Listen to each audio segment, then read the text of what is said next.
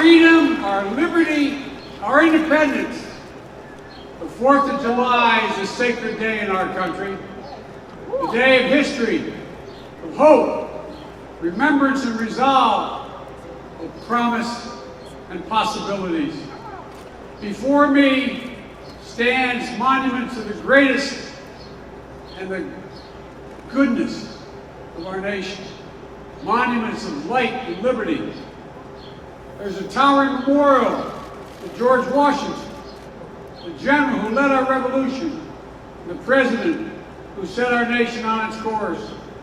There's a memorial to Thomas Jefferson, whose words about liberty and equality literally changed the world. And across the tidal basin from the Jefferson Memorial, there stands Dr. Martin Luther King Jr., his arms crossed, his eyes fixed ahead toward the promised land where equality is not only an aspiration, but a reality. They help define who we are, guide what we do, remind us of the work that history has given us in our own time.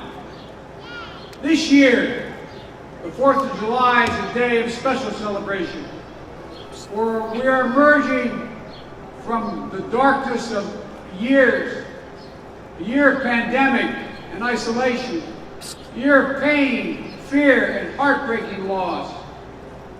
Just think back to where this nation was a year ago. Think back to where you were a year ago.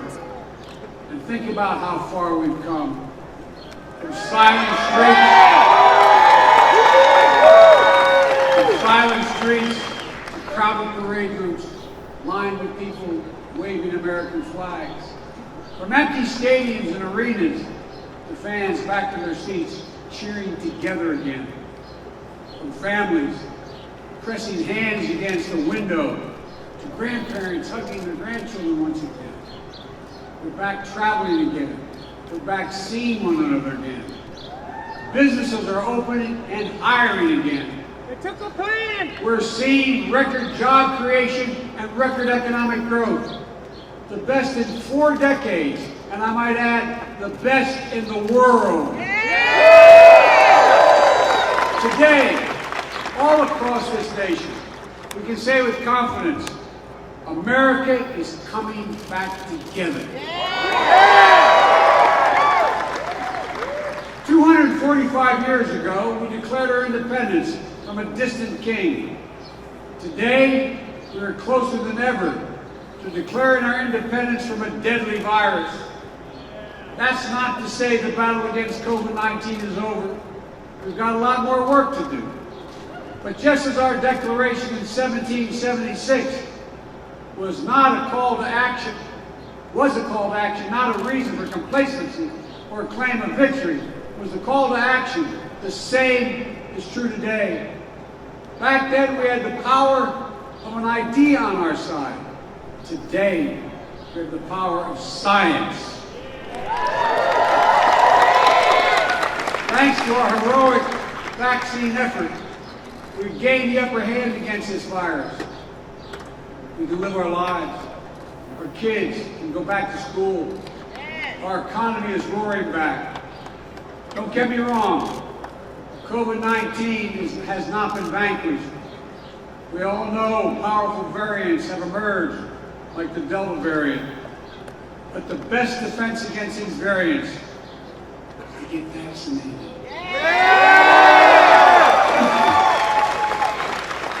My fellow Americans, it's the most patriotic thing you can do. So please, if you haven't gotten vaccinated, do it now. For yourself, for your loved ones, for your community, and for your country.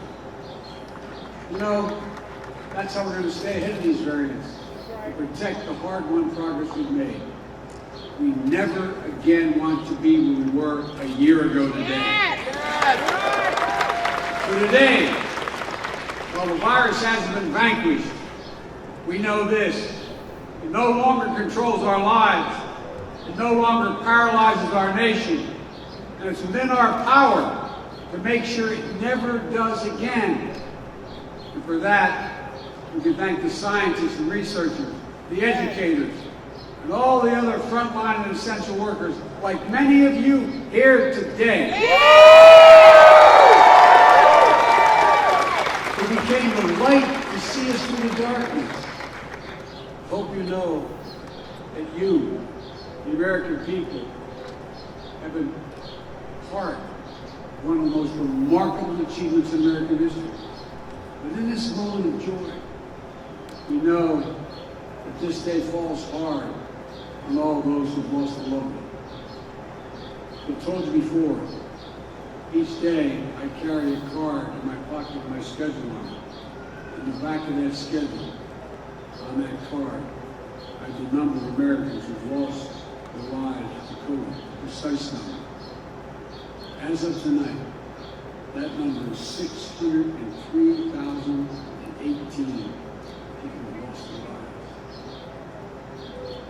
Their husbands and wives, mothers and fathers, sons and daughters, brothers and sisters, grandparents, friends, neighbors, co-workers.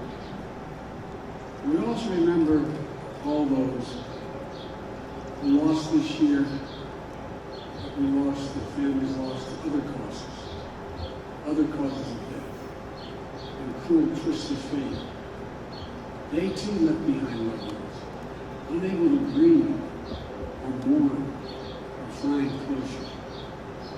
Each of them meant the world to someone they left behind. And those who went through all this know that to heal, we have to remember. We have to remember them. And we will commit to always remember them. That's what we do. I've long said that America is unique. Unlike every other nation on earth, we were founded based on an idea. We hold these truths to be self-evident, that all people are created equal, endowed by their Creator with certain unalienable rights, among them life, liberty, and the pursuit of happiness. And while we've never fully lived up to those words, we have never given up on them. They continue to animate us and to remind us what at our best we as Americans believe. We Americans, we believe in honesty and decency, and treating everyone with dignity and respect, giving everyone a fair shot, demonizing no one, giving hate no safe harbor, and leaving no one behind. We lead by the power of our example, not the example of our power. We're part of something so much bigger than ourselves. We stand as a beacon to the world. It's a code. It's a code. A uniquely American code. It's who we are. All the service members and their families who are here tonight, today, all of you serving around the world, it's the greatest honor to serve as your commander-in-chief. Jim and I,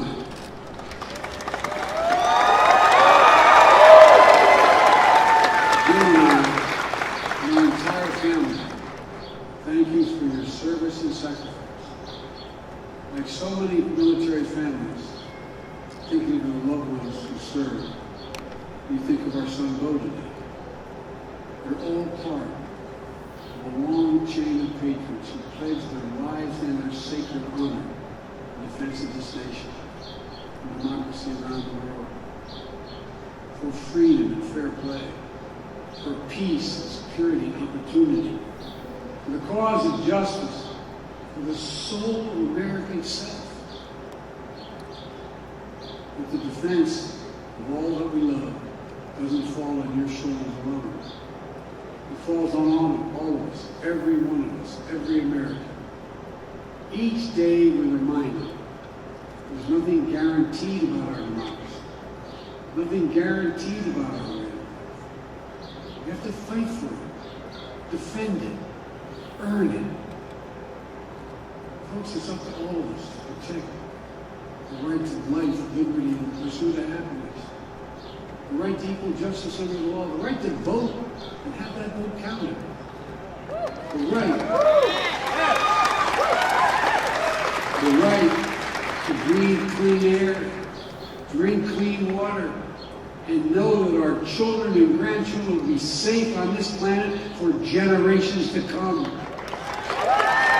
The right to rise in the world as far as your God-given talent can take you, unlimited by barriers of privilege or power. One of the great gifts of the spirit of independence. Think about this. One of the great gifts is our capacity to see ourselves whole and see ourselves honest. What we've gotten right, what we've gotten wrong.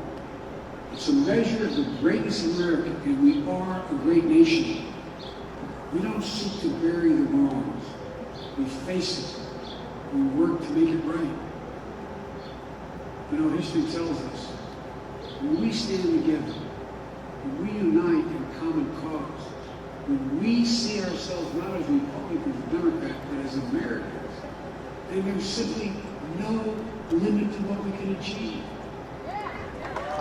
None. And today, we see the results of the unity of purpose. The unity of purpose is forging in our nation, we're forging in our nation. For together, we're beating the virus. Together, we're breathing life into our economy. Together, we will rescue our people from division and despair. But together we must do it. Over the past year, we've lived through some of our darkest days. Now I truly believe, I give my word as a Biden, I truly believe we're about to see our brightest future.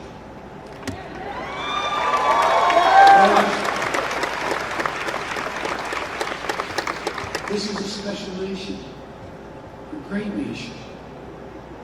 And there is a timeless truth about America, the most powerful idea in the history of the world, in the hearts of the people of this country. It beats in all our hearts. No matter your race or ethnicity, no matter your gender identity or sexual orientation, no matter your disability, no matter your faith, it beats in the hearts of rich and poor alike. It unites America. Whether your ancestors were native to this land or brought here forcibly and enslaved, whether you were immigrants from generations back like my family that came from Ireland, or you're coming here today looking to build a better life for your family, like our fellow Americans I just swore in the White House 2 days ago.